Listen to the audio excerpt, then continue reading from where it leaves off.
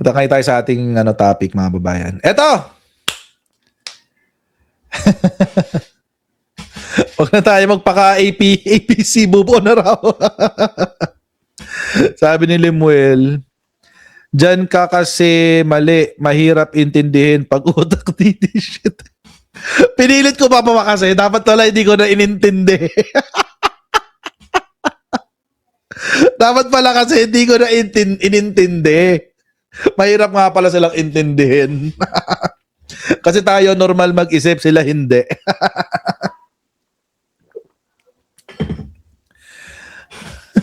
Tsaka nagkamali. Anyway.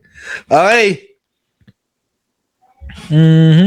Naka-attend ng si pusang ina ka talaga. Naka-attend ako ng hearing at hindi sa family court pag child in conflict with... What? No, family court yan. Ano nakasulat sa Juvenile Justice Court Law. Sa family court yan. Doon sila. Weird nun Doon yung nakasulat. It's very specific sa Juvenile Justice Court Law. Sa family court. Pag child in conflict with the law. Or baka iba yung case. Baka hindi yun yung case. Anyway.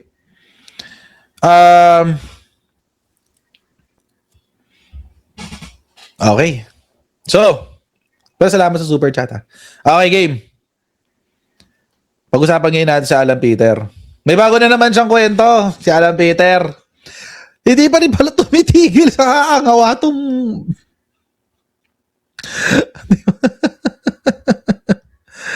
Ang weird noon, pusang ina. So, sorry I mean, it's weird kasi it's very specific sa juvenile justice law na kailangan sa family court. So, baka ibang case.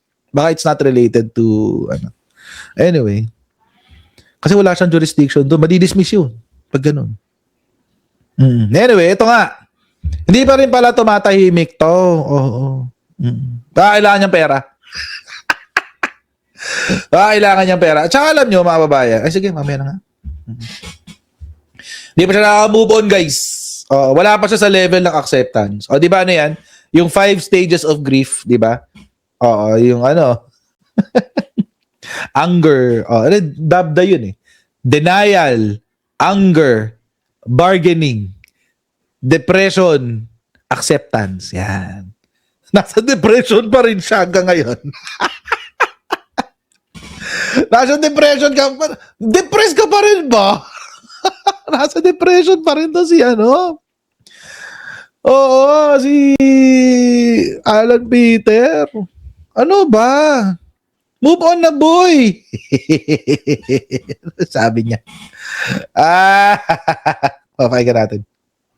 That's why, dun pa lang nung nabuo yung bagong majority nung May 11, dun pa lang nung nabuo yung bagong majority nung May 11, ang sinabi sa amin ang priority, dalawa, ang ating ekonomiya, at pangalawa, yung magkaroon ng fair at maayos. Yun po ang sabi nila, fair at maayos, impartial at maayos na impeachment.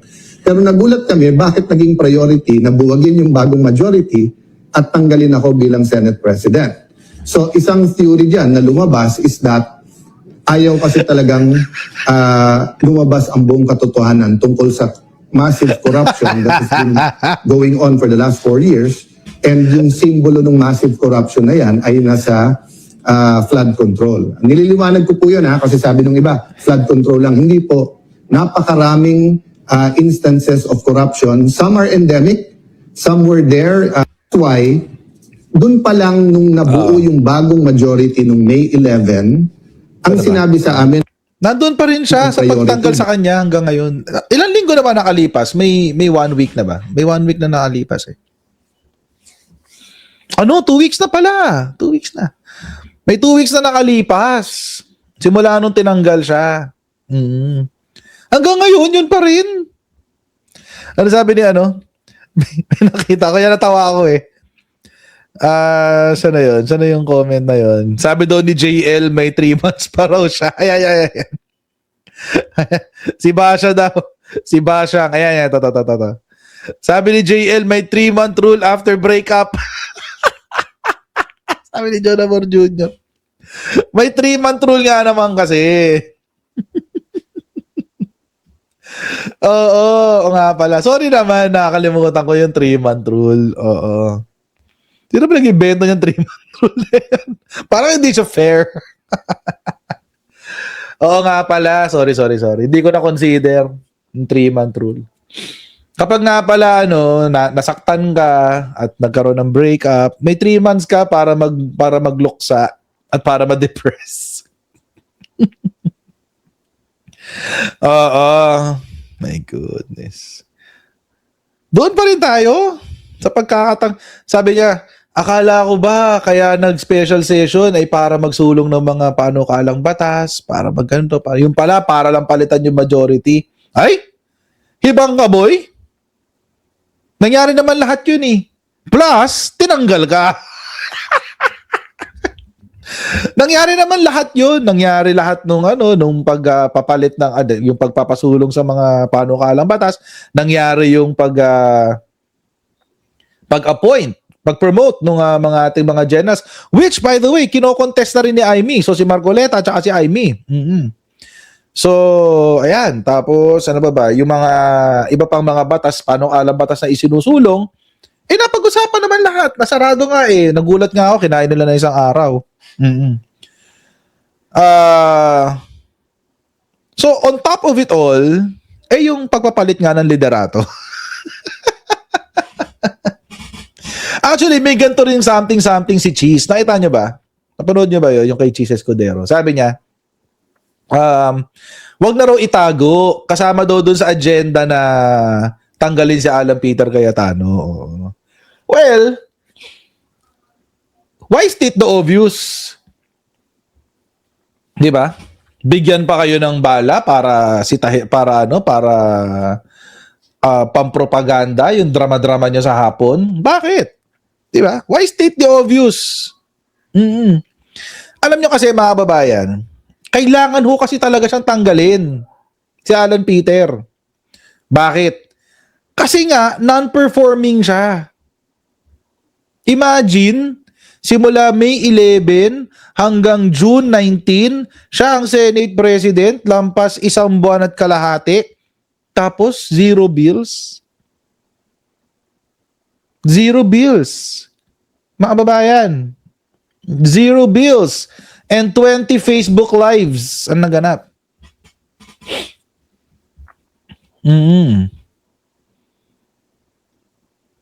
Zero bills, ha?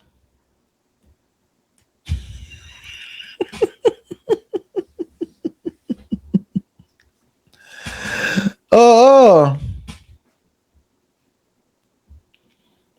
Ganon. Jose Lito, move on na. Tapos na tayo sa topic na yan. Pero sige, dahil maarte ka, sagutin ko yung tanong mo.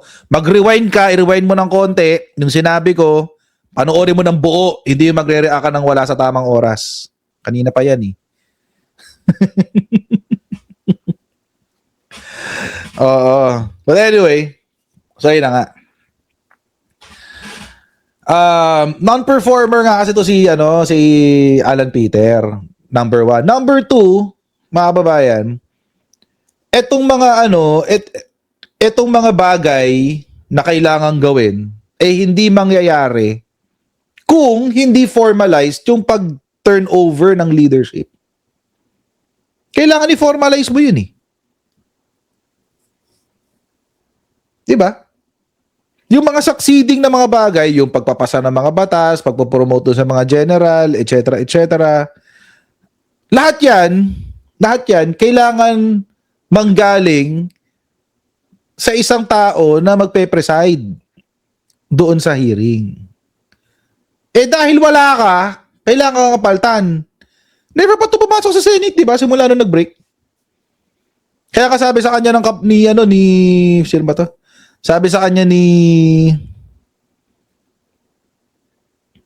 Tulfo, ni Erwin Tulfo, pumasok ka naman.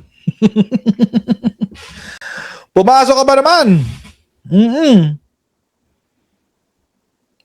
Kasi kapatid mo pumasok na, ikaw hindi pa rin. Bakit? Wala kang mukhang maiharap? Alan Peter, wala kang mukhang maiharap sa mga senador? Huwag mong sasabihin na dahil naka-break. Kasi yung ibang tao nakapunta. Ikaw hindi. Si Robin nga nakakapunta na eh.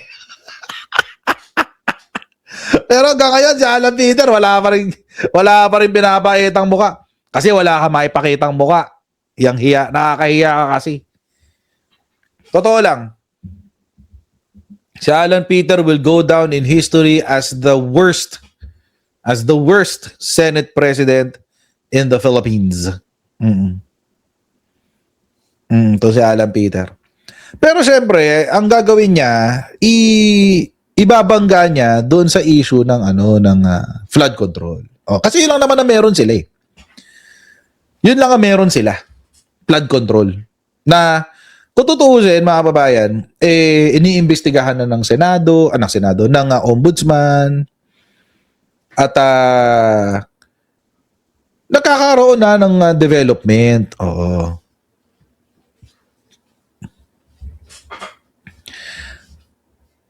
Tulad nito, sabi ni Alan Peter Cayetano sa SMNI. By the way, mga kababayan, paano?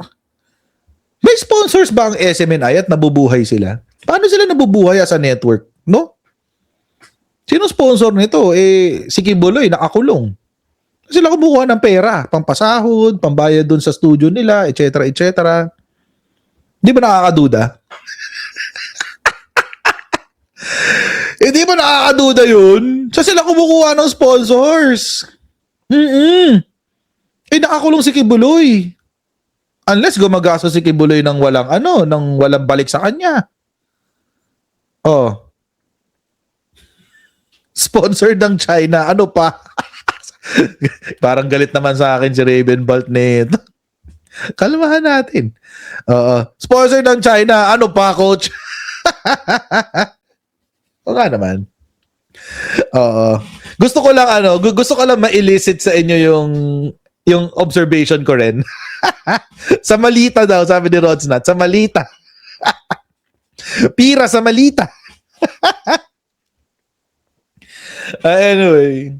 Ang weird, well, siguro tingnan ng gobyerno itong SMNI kasi bawal yun eh. Bawal kung merong foreign sponsorship ang SMNI, that's a violation of their franchise. Bawal yun. Bawal yun, guys. So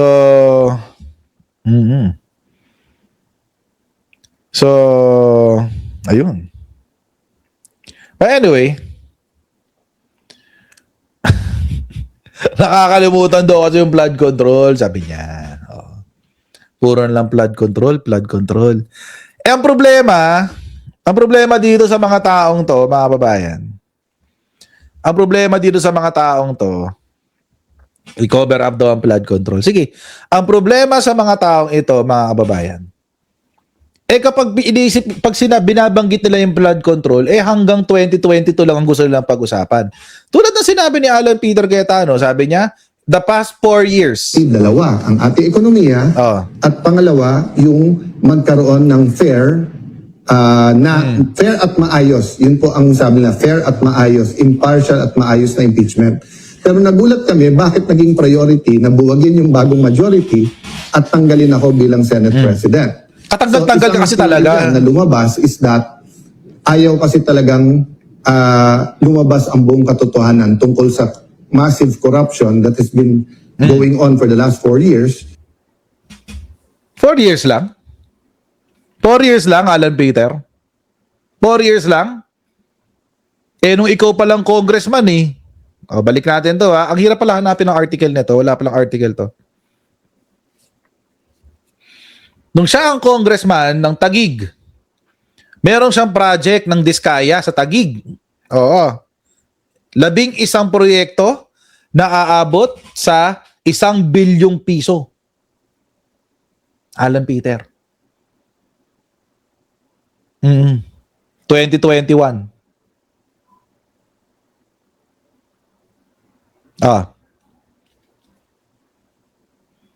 Huwag natin, ba't mo nililimit sa past 4 years? Hindi, pag-usapan natin lahat ng flood control scam.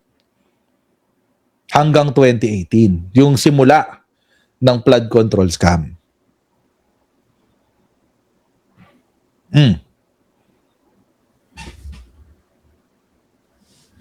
Sagutin mo to. 1 billion daw sa Taguig. Alam niyo mga kababayan, ang sabi niya dito noon, wala rong ghost project sa kanilang lugar. Walang ghost project. Wala naman talaga. Pero dikit-dikit lang, as in tabi-tabi. Yung project number 1 nandito, project number 2 andito, project number 3. Isang lugar lang siya, siguro less than a kilometer radius. Siguro mga less than, actually, kung tutuusin, less than half a kilometer radius eh. Mga 500 meters, isang ganun na bilog. Ayun, tabi-tabi doon, isang lugar lang. Oo. Tapos 1 billion pesos ang halaga. 11 proyekto na dikit-dikit sa isang lugar, tapos 1 billion pesos ang total. Galing, no? Hindi nga siya ghost project, nandoon. Pero dikit-dikit. Chap-chap.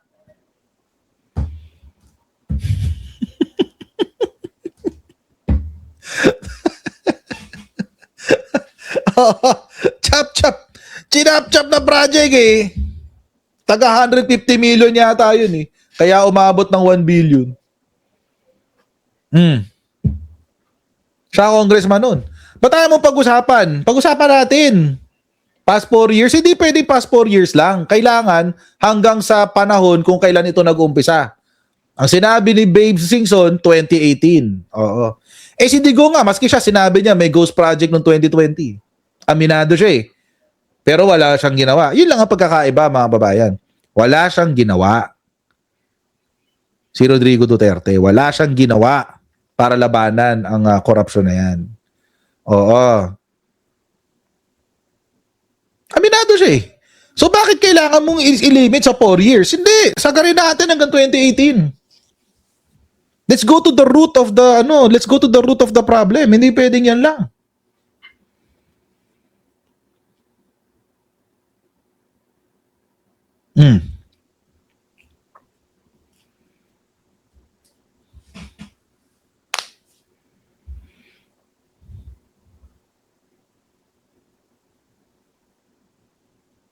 Di ba?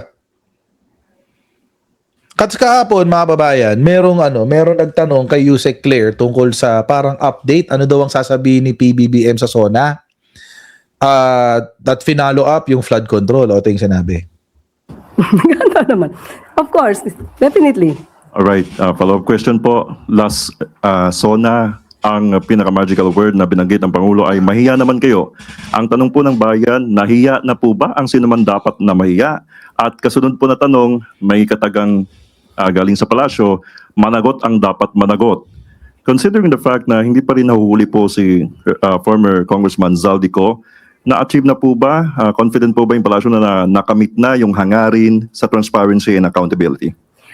Patungkol po sa unang tanong, tungkol sa nahiya na ba sila? Hindi po ang Pangulo at ang Palasyo makakapagsabi kung nahiya na sila. Dahil yung iba naman ay hindi pa umaamin. Pero sa tingin natin, yung mga umamin at nagsoli na ng mga milyon na pera, tingin natin ay nahiya na sila. Pero ang managot ay dapat na managot. Of course, nandyan pa rin po, absolutely. Yan ang nais ng Pangulo. Managot ang dapat na managot. Pero hindi man nahuhuli, tama po ba? Ano yung sabi niyo? Si Zaldico, di man pa nahuhuli si Zaldico. Hindi po umiikot ang flood control mess or investigation kay Zaldico lamang. Marami pang maaaring involved sa anomalya, maaari pang maraming korupsyon na naganap.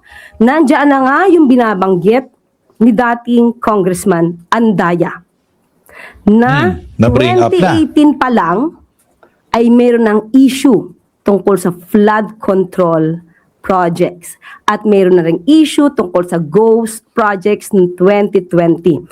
Ito ay mukhang hindi pa naiimbestigahan at mukhang hindi pa nahihiya ang dapat na mahiya dito. Hindi pa nahiya. Mahiya ka! May sunod na tanong mula kay Tina Maralit, The Manila Okay. Times. May follow-up question yata. Sino tinutukoy? Okay. Sino po ba ang binabanggit ni Congressman Andaya na hindi naimbestigahan at hindi mga napanagot. Taong 2018, taong 2020, sino ba ang napanagot? Sa panahon lang po ni Pangulong Marcos Jr., nagkaroon ng malalimang pag-iimbestiga patungkol dito. Yun lang. Naalala nyo nung kinontent natin ito nung isang araw? Oo. Tapos ito kahapon tong press con eh. Nagulat ako, biglang binanggit ni Yusek eh, sa press con. Nagulat ako eh. Hindi namin pinag-usapan na, hindi ka namin pinag-usapan yan, hindi yan planado. Walang ganon. Nagulat lang ako kasi kinontent natin ng Monday night. As Monday ba yun or Sunday? Either of the two. Nakalimutan ko na eh. Parang Monday night yata. Tapos kahapon yung press ko ng tanghali. Sabi ko, wait. Bakit? Ba't binanggit ni Yusek yan? mukhang meron silang natutuklasan ha. Baka may natuklasan eh, ha? Baka may natuklasan sila eh. Kasi, and by the way, hindi pa rin pinipick up ng press to. Oo. Hanggang ngayon, nag-iintay ako eh kung iaano nila eh, bibigyan na ng focus. Hindi nila binigyan ng focus. Pero, ang binabanggit ni Andaya, number 1, ay si Ben Jokno. Na ngayon, ay parte ng BSP Monetary Board. So, mukhang kailangan yung balikan si Ben Jokno. Pangalawa is dating secretary ng DBM na naging budget secretary ng DBM na si Amena Pangandaman. Oo. So, mukhang feeling, hindi kaya may natuklasan to mga to. Oo. Hindi kaya meron silang natuklasan. Ay, si Ben Jokno, sorry, hindi ko nabanggit. Si Ben Jokno before ay yung dating DBM secretary. Nung naging DBM secretary siya, tapos sumabog tong issue ng flood control, na-transfer siya. Ginawa siyang governor ng BSP, Bangko Sentral ng Pilipinas. Tapos, ngayon, nung nag-unit team, nabuo ang unit team, siguro sa pakiusap ng mga kaibigan, ginawa siyang secretary ng Department of Finance. Oo. Ginawa siyang secretary ginawa siyang Secretary of Finance. And then, all of a sudden, kailan ba siya pinalitan ni Recto? 2023 o 2024? Either of the two. Tapos, bigla siyang pinalitan ni Ralph Recto na DOF secretary. Pinalitan siya. Tapos, siya naman, nalipat siya sa BSP Monetary Board. Oo. Sa BSP Monetary Board. Nung naging secretary siya ng DOF, naging secretary naman ng DBM si Amena Pangandaman. So mukhang naghihilahan silang dalawa. Mukhang lagi silang magkasama eh. Oo. Mukhang lagi silang magkasama. Tapos nung sumabog yung issue ng flood control, biglang nag-resign si Sec Amena out of delikadesa. Bigla siyang nag-resign. Oo. Pero kung tutuusin, kahit na iniimbita siya sa mga hearing or nagpunta ba siya sa ICI, parang hindi ko siya nabalitaan pumunta ng ICI.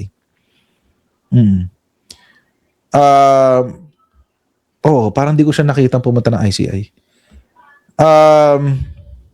Yun, ever since wala na tayong balita sa kanya. So, siguro ngayon syempre nung panahon na yun, we have to consider nung panahon na yun na dahil may alyansa may alyansa ang Duterte at Marcos or Marcos Duterte, whichever you want to to mention. Oo. Ano daw? Ha? Sinabi ni Nyolo to? Grabe ka, Nyolo. Totoo ba tong chismis mo? Magsiyuta daw po sila. Narinig ko kay Nyolo. What? E. E. Grabe. Sir Joke no na. Mahilig ka pala sa singkit.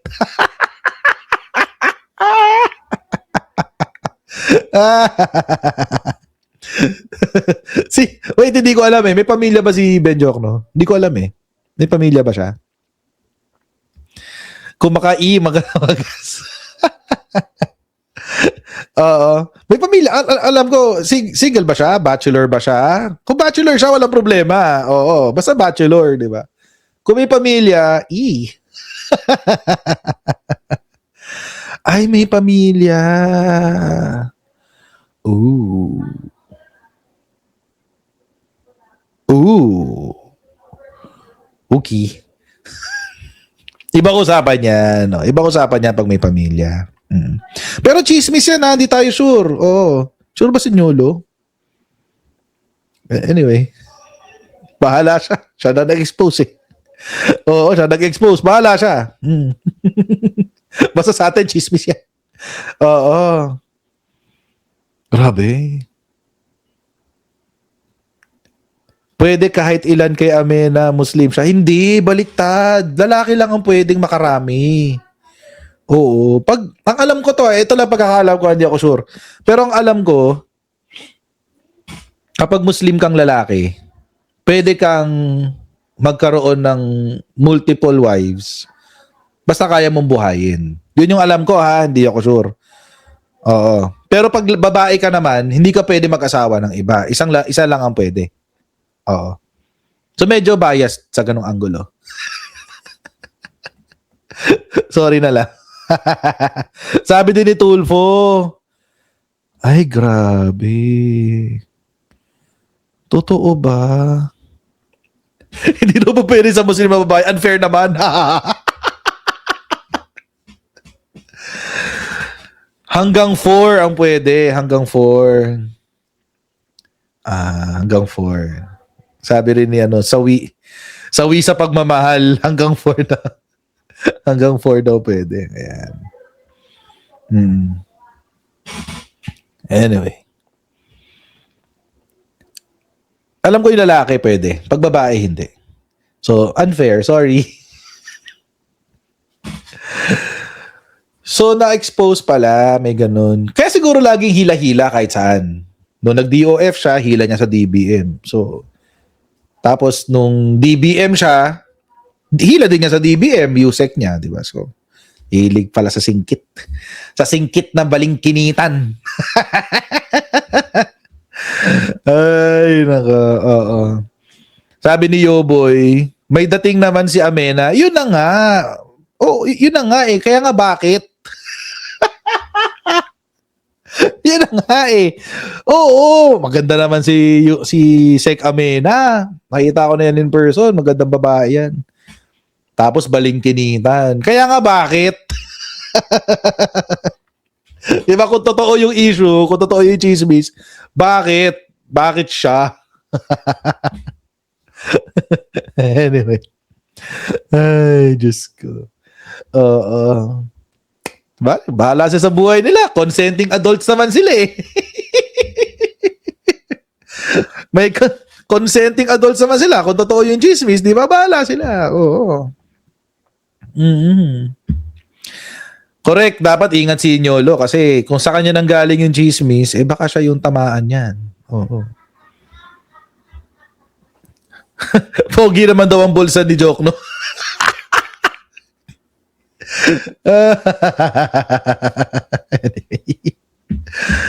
Ay, Diyos ko. Love is blind. If love is blind. Yan pala ang peg, no? Anyway, so yun yung sinasabi ni Yusek Claire. Diba? Itong dalawa, hindi niya sinabing mag-jowa si dalawa. Ang sinabi ni Yusek Claire, sino daw ba yung in-expose ni Andaya? Ang in-expose niya ay si Jokno at saka si Amena Pangandaman. So, siguro, kung gusto talaga ni Alan Peter Cayetano ng tunay na pag-iimbestiga dito sa flood control, kailangan idamay niya lahat. Hindi pwedeng selective. Diba? Hindi pwede doon lang sa trip niya. Hindi pwede doon lang sa trip niya. Kailangan ng lahat. Hanggang sa umpisahan. Kung kailan nagkaroon ng sistema, kung kailan binuo yung sistema ng flood control. At sinabi yan, ang sinabi ni again, sabi ni Babe Singson, nag-umpisa ang lahat, binuo yung sistema noong 2018. O ba't gusto nyo 4 years lang? Hindi. Sakarin natin hanggang 2018. Kailangan 10 years. Kailangan 10 years, guys. Hindi pwedeng isang lang. Oo. So, at siguro, panahon na rin para magsalita. Or siguro, maganda na rin siguro na i-revive yung mga allegations ni former, ang namayapang congressman na si Andaya. Rolando Andaya. Mukhang panahon na rin i-revive yan. Kasi mukhang doon natin talaga makikita yung tunay na kwento tungkol sa ghost flood control projects. Oo. Sana sana mabuhay namang muli yung yung investigasyon. Oo. Yung investigasyon, mga babayan. Kasi kailangan talaga eh. Kung gusto talaga natin ng hustisya, ay ganun talaga. Ganun. Ano daw, sabi ni John Amor Jr., kanta lang ni APC till my heart aches end. Akala ko as soon as, I'll be over you. As soon as my heart stops breaking, as soon as forever is through, I'll be over you. Anyway, di ba siya maka-move on eh? Move on ka na, Alan! Trabaho ka na, Diyos ko. Tagal-tagal mo ng monta nga dyan eh. Oo. Di ba? Si Manny Pacquiao meron din binulgar sa ghost project ng DPWH. Meron ba? Wait, tingnan natin. Naririnig ko na yan eh, pero never ko pang nakita. Yaw.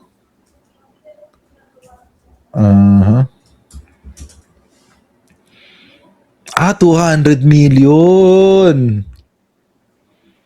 What? Sarangani. Ay, hindi. Tied daw siya. Siya daw ang tied. Ooh.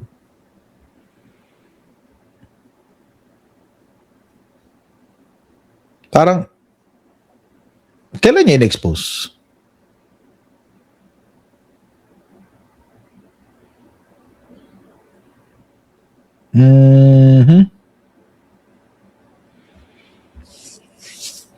Ay, video.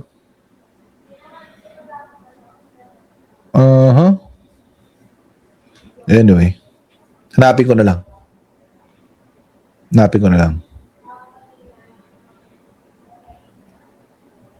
Okay.